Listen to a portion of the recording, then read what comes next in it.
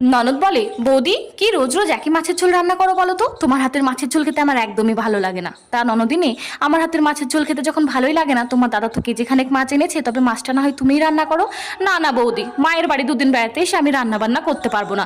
তুমি যখন মায়ের বাড়ি যাও তখন কি রান্না করে খাও?